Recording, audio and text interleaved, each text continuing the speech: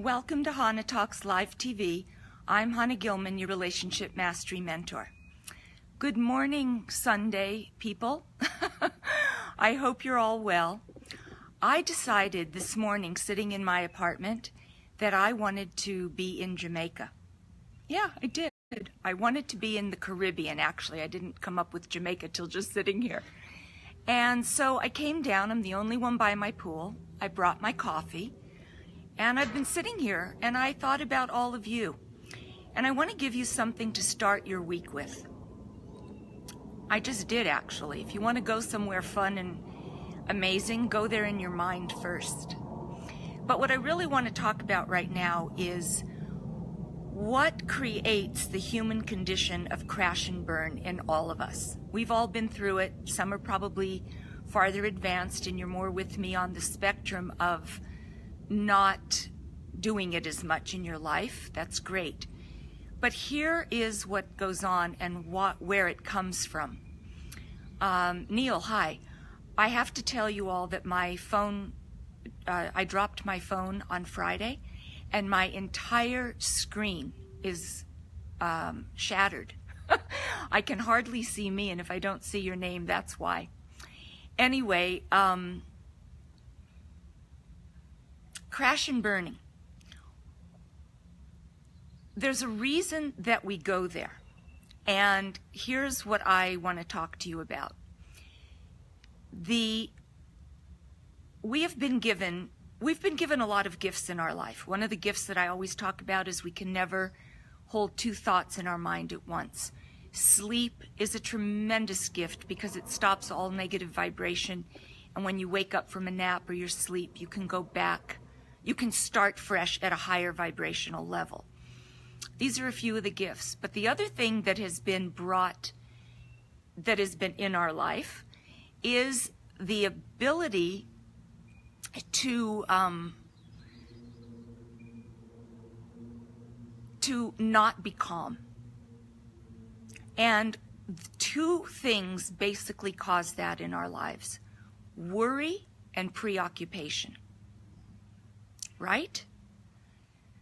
When we worry, we are so overcome with what we're worrying about. And worry is usually that you're living out in your future too much, which is creating the anxiety. And preoccupation is that you're so busy. You've got the deadlines at work. You've got to make the rent at the end of the month. You've got to find the money for kids' tuition, so you've got to go out and make that happen. And you're the type that likes to do a lot for your community, so you're baking your 100th cake in one day, and your family's, I don't know, doing what, wishing you were with them. But nonetheless, you impose these pressures because you've got to fulfill all the commitments that you have. Or it's your one day off and you've got to get that desk clean. I mean, do you all know women that seem breathless in their busyness? Right? I have friends like that. I have clients like that. I'm telling you, they just can't get off the treadmill of, I'm so busy, I've got to get X, Y, and Z done. There's so much pressure. What am I going to do? Now, I'm not telling you that there aren't pressures. We all have them. Not a question. But what I am telling you is that worry and preoccupation become like an out-of-control train. And when your life finally crashes, for so many people, they don't even know how it happened. What happened? What brought this down? Why did he leave? Why did I get fired? What happened to that kid? He was so good. When did my husband stop talking to me? Why did my house go silent? Because nobody's talking in it. The worry and the preoccupation prevent you from looking at your life, from examining what's going on in your life, from being able to be deliberate to being just an out-of-control train wreck. Right? And if you're this way in your one area of your life, you're probably this way in many areas of your life. Don't think you live in compartments. How you do anything is how you do everything. Hi, Yocheved. How you do anything is how you do everything. The only thing that we need today, and that so many people don't have, is quiet time for reflection. And most people don't take it. Hi, Bella. You know, if you think back to 1915, people had to go to work, pay the rent, kids went to school, so they had to pay for that. What's the difference between then and now?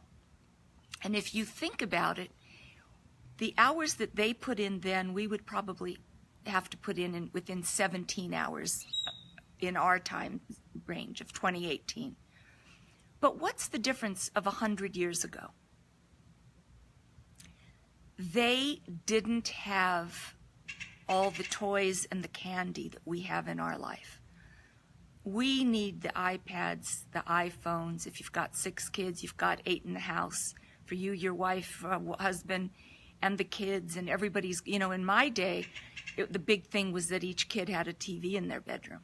Whoa, that ended up being huge in the 80s, I think it was, 90s. But now everybody's got the iPhone, the iPad. There's no time. We've got this, we've got that. And in 1915, or 100 years ago, they had time for each other. They had time in the evenings for each other. Where were they running? Where were they going? Except home to dinner with the family. And I want to share with you a study that I saw. We know that eating disorders are huge today. And the study said, I don't remember who the study was, so I can't give it to you, but the study said that in homes where the father sits down for dinner as a family, hi Jill, there are less eating disorders in daughters. So the family unit is crucial on so many levels, and it's not in our lives today, right? For most of us, we're single parents, if you're a single mom, you're tired. You're out there doing it. You've got to come home for school. You've got to give them time. When do you have time for you? You are breathless. But that doesn't mean that you can't stop. Hit the pause button. Take a yummy bubble bath. Go sit in your garden when there's nobody home. Stop and think, or just be quiet in your mind. This will stop the worry and preoccupation. This will put a pause. I've talked about if a car going 100 miles an hour down a hill hits a tree, that's a wreck. If a car's going 5 miles an hour and hits the tree, okay, maybe you dented the fender. Are you the 100-mile-an-hour out-of-control train wreck? Or are you this easy, slow-going, more deliberate, calm 5 miles an hour and still getting it done? Beautiful women, it's a choice in the moment. Worry and preoccupation are real, but you can put a pause on it. And it takes quiet, alone time. And most of us aren't giving it to ourselves. I am. I brought my coffee out to this gorgeous pool. I'm in the Caribbean this morning. Anyway, I love you. You're beautiful women. I will be live in my group tonight at 7 Pacific, 10 Eastern. Join my group anyway. Type into your search box, Relationship Mastery with Confidence and Dignity. And I will see you all soon. Bye, everybody.